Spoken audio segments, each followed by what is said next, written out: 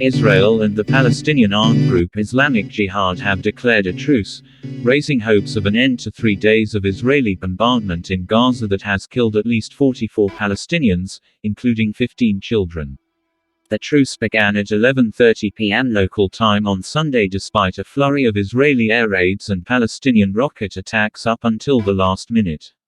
While both sides had agreed to halt the fighting, each has warned the other that it would respond with force to any violence. "This ceasefire is holding," said Al Jazeera's Safwat al-Karlout, reporting from Gaza City. Local government offices have announced they will reopen the doors for the public, while universities have also announced they will reopen for students.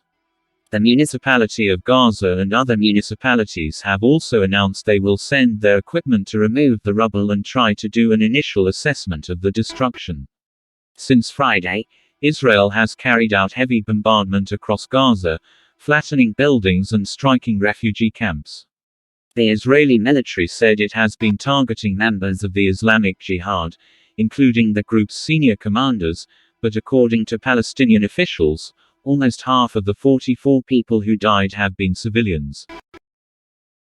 Another night of terror passed in the southern Gaza Strip as an attack by Israeli warplanes killed a senior commander in the Palestinian Islamic Jihad movement, Khalid Mansour, along with many nearby civilians.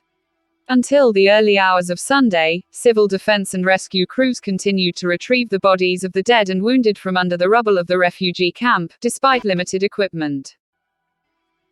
UN Secretary-General Antonio Guterres calls for international inspectors to be given access to the Zaporizhzhia nuclear power plant after Ukraine and Russia traded accusations over the shelling that damaged parts of the compound at the weekend. 4 more ships carrying foodstuffs sailed from Ukraine as part of a deal to unblock the country's sea exports, Turkish officials say. Ukrainian President Volodymyr Zelensky says that if Russia proceeds with referendums in occupied areas on joining Russia, there will be no talks with Ukraine or its international allies. Chad's military government has signed a peace deal with more than 40 opposition groups to launch a national reconciliation dialogue, but the Central African country's main rebel group refused to take part.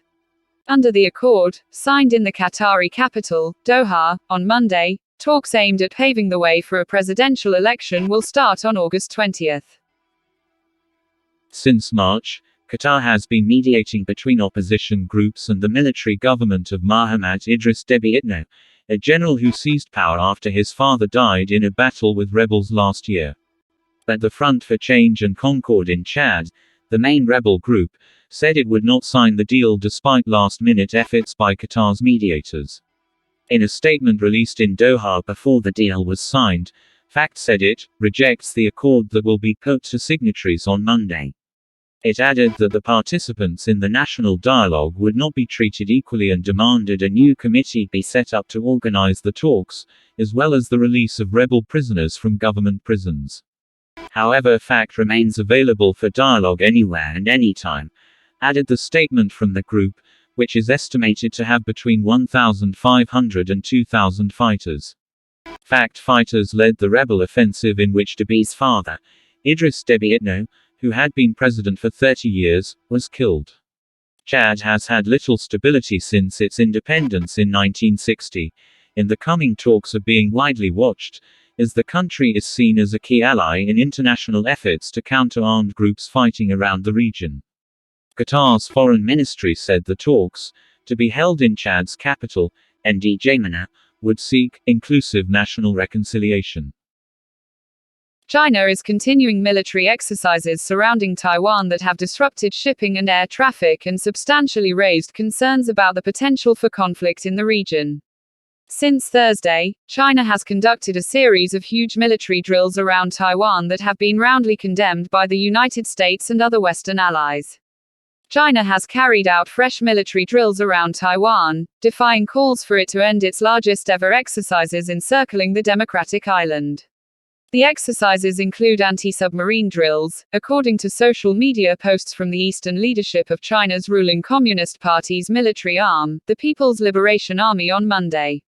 The military said the exercises involving missile strikes, warplanes and ship movements crossing the midline of the Taiwan Strait dividing the sides were a response to U.S. House Speaker Nancy Pelosi's visit to the self-ruled island last week. China has ignored calls to calm the tensions, and there was no immediate indication when it would end what amounts to a blockade. Taiwan's defense ministry said on Sunday it detected a total of 66 aircraft and 14 warships conducting the naval and air exercises.